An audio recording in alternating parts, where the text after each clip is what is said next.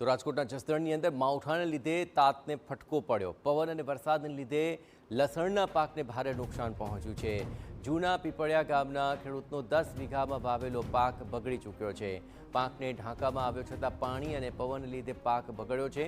જ્યાં અનેક વીઘામાં વાવેલો પાક બગડતા ખેડૂતોને મોટું નુકસાન થયું છે। આપણે જણાવીએ કે સરકાર પાક નુકસાનનો સર્વે કરી વળતર ચૂકવે તેવી માંગ કરવામાં આવી।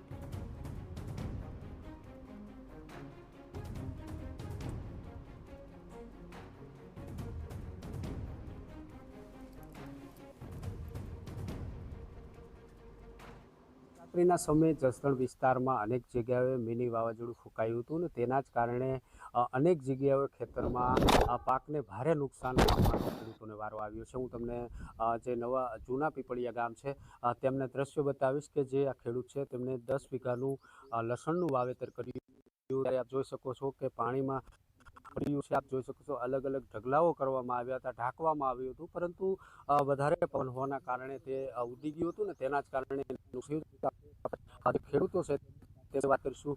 કાકા, શું કહેશો, કેટલું વાવેતર થયું હતું ને કેટલી નુકસાની છે, શું કહેશો? વાવેતર 10 વીઘાનું કરેલું છે અને 10 વીઘાનું ઢાંકેલું હતું, પણ પવનના હિસાબે ઉડાડી નાખ્યું છે।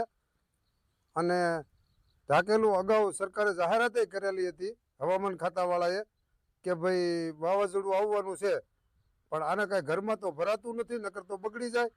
એની હિસાબે ઢાંક્યું હતું તો એ બધું ઉડાડીને પલળી ગયું છે। કેટલી નુકસાની થઈ? નુકસાની 3 થી 4 લાખની છે। બિલકુલ, આપણી સાથે જે ખેડૂત છે તેમની સાથે આપ શું કહેશો?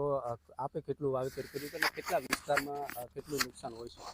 આ 10 વીઘાનું 10 વીઘાનું લસણ વાવ્યું હતું અને ઉલાળી નાખ્યું, વરસાદ આવ્યો બધું, અને ભેગું તો ન કરાય, સમજી લો તો બાટી જાય, એટલે ઉલાળી નાખ્યું, પલળી ગયું બધું।